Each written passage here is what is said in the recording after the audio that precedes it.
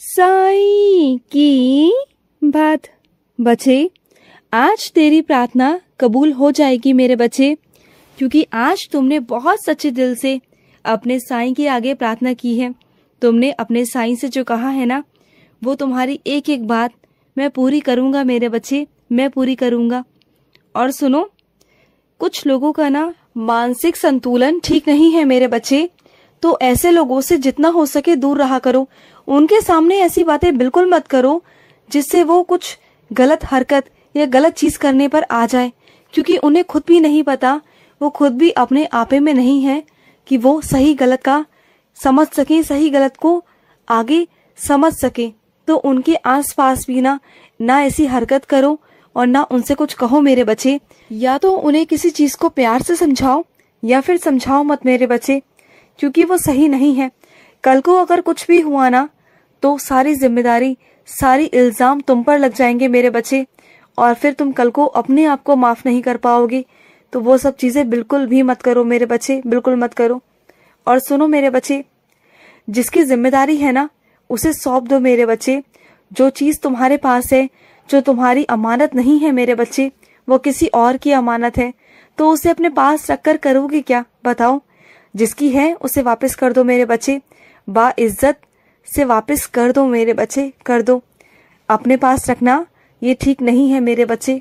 और सुनो, तुम आज किसी बहुत अहम काम से बाहर जाने वाले हो, तो सुनो, जाने से पहले मेरा नाम, मेरा सिमरन करना, और जाने से पहले मेरे आगे मेरी जोत जलाकर, मेरे आगे दीपक जलाकर जाना, और मेरी उदी साथ लेकर जाना।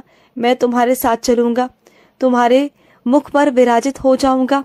तुम्हारे मुंह से जितने भी शब्द निकलेंगे ना, वो मेरे निकाले हुए शब्द होंगे मेरे बच्चे।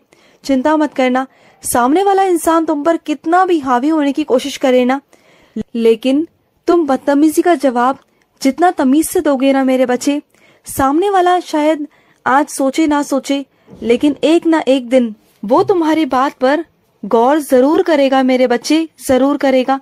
तो इसलिए ना, जहां पर खामोश रहना हो वहां पर खामोश रहना, जहां बात बन रही हो ना, तो बिगाड़ना मत मेरे बच्चे। अगर तुमने अपनी जुबान से एक भी शब्द सामने वाले के विरुद्ध बोल दिया ना, तो तुम्हारा बनता बनता काम बिगड़ जाएगा मेरे बच्चे। जो सामने वाला कहता है ना, उसकी बातों को मान लेना उस वक्त के लिए। मैं नहीं कहता कि आगे के लिए मानो, लेकिन उस वक्त को संभालना तुम्हारी जिम्मेदारी है, तुम्हारे हाथ में है सब कुछ। अगर तुमने संभाल लिया और शांति से काम ले लिया ना, सुकून से, शांति से, शांत मन से, तो तुम्हारी विजय हो जाएगी। नहीं तो तुम हार जाओगे मेरे बच्चे।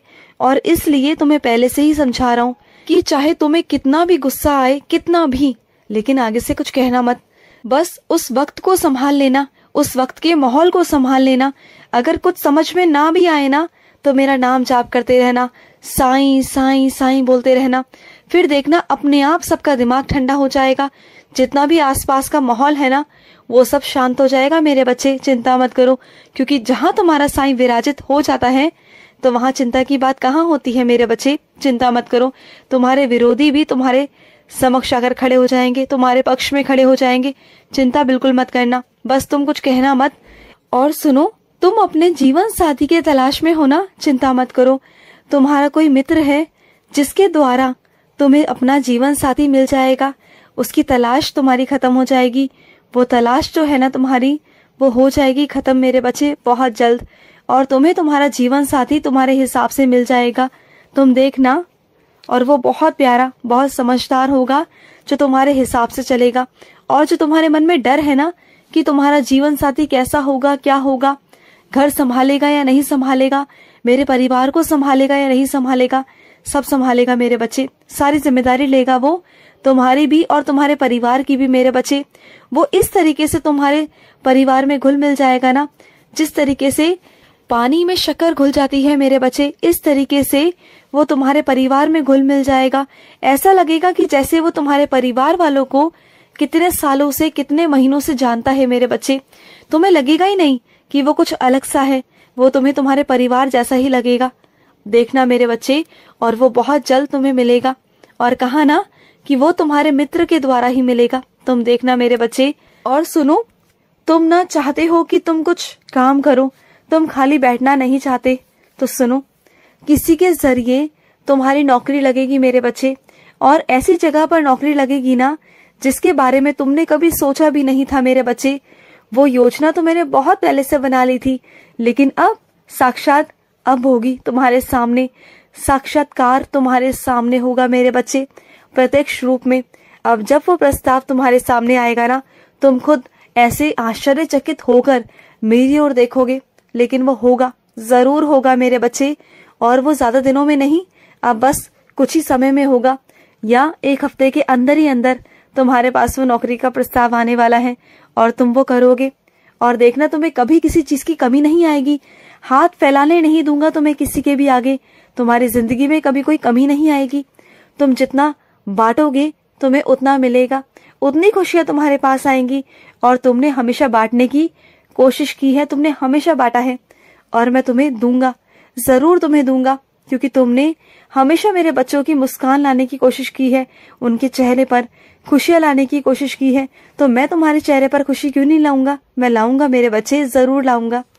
इस बार जब तुम मेरे मंदिर पर आए थे ना, और मंदिर पर आके मेरी चौखट पर आकर बैठ गए थे और वहां से हिल नहीं रहे थे, जिद पकड़ ली थी तुमने कि साईं मुझे वो चीज चाहिए, और जिस दर्द के साथ तुम आए थे, जिस परेशानी के साथ तुम आए थे ना, उसका जवाब तुम्हें मिलने वाला है मेरे बच्चे। कुछ ही दिनों के अंदर वो तुम्हारी समस्या खत्म हो जाएगी मेरे बच्चे, तुम बिल्कुल चिंता मत करो। जिस समस्या को लेकर तुम आए थे वो समस्या तुम्हारी खत्म हो जाएगी मेरे बच्चे, तुम बिल्कुल भी चिंता मत करना। और अपनी कुछ बच्चियों से कहना चाहता हूँ जो गर्भवती हैं, जिन चीजों को खाने के लिए तुम्हें मनाही है, वो चीजें बिल्कुल भी मत खाया करो मेरे बच्चे, बिल्कुल मत खाया करो जो चीजें तुम्हारे लिए ठीक नहीं है। चोरी छुपे खाने का कोई मतलब नहीं मेरे बच्चे, तुम जानते हो ना तुम्हारे बच्चों के लिए कितना गलत असर करेगा ये सब चीजें। बिल्कुल मत करो ये सब चीजें, बिल्कुल भी मत करो। मैं तुम्हें रोकने वाला था, लेकिन उस वक्त मैंने तुम्हें कुछ नहीं कहा, लेकिन अब कह रहा हूँ, समझ जाओ बात को। मैं तुम्हें हमेशा देखता हूँ और तुम पर मेरी हमेशा नजर रहती है, हमेशा। और एक काम किया करो, जब भी मेरी साईं सा चरित्र पढ़ते हो या मेरी साईं चालीसा पढ़ते हो, उसे अपने पेट पर रखकर पढ़ा करो। जब तुम अपने पेट पर रखकर पढ़ोगे ना, तो सीधा सीधा तुम्हारा बच्चा उस साईं सा चरित्र के एक एक शब्द को पढ़ेगा, उसके कानों तक वो आवाज जाएगी। जो साईं सा चरित्र की छाप है ना, तुम्हारे बच्चों के अंदर आएगी। जो संस्कार है वो तुम्हारे बच्चों के अंदर आएंगे मेरे बच्चे। और जब वो इस दुनिया में बाहर आएगा ना, तो देखना कितना नाम रोशन करेगा तुम्हारा। उसके एक एक कदम मेरे कदम होंगे तुम्हारे घर पर। और समझ जाओ मेरे तुम्हारे घर में कदम रखने का मतलब क्या है। कुछ तुम्हारे अपने ही ऐसे हैं जो तुम्हारे खिलाफ होकर खड़े हुए हैं, जो अपने होकर भी ना अपने नहीं है। तुम्हें उन्होंने इतना मानसिक तनाव दे रखा है, इतनी परेशान कर रखा है कि तुम्हें चाह कर भी ना तुम कुछ नहीं कर पा रहे। लेकिन चिंता मत करो, वहां से मैं तुम्हें निकाल लूंगा। जिस परिस्थिति में तुम अभी घिरे हुए हो ना, तुम्हें समझ में नहीं आ रहा कि तुम्हें क्या करना चाहिए, लेकिन इस वक्त शांत रहो, शांत माहौल रखो। मैं सब कुछ ठीक कर दूंगा, तुम बिल्कुल चिंता मत करना। और तुम्हारी श्रद्धा बहुत है मुझ पर, मैं जानता हूँ, लेकिन सबूरी कहाँ है मेरे बच्चे। थोड़ा सबूरी रख लो मेरे बच्चे, थोड़ा सबूरी रख लो। अभी जो नहीं हो रहा उसके पीछे कुछ कारण है, बता दूंगा तुम्हें क्या कारण है, लेकिन अभी के लिए सबूरी रखो मेरे बच्चे, सबूरी रखो। खुश रहो। आज का साई संदेश समाप्त हुआ।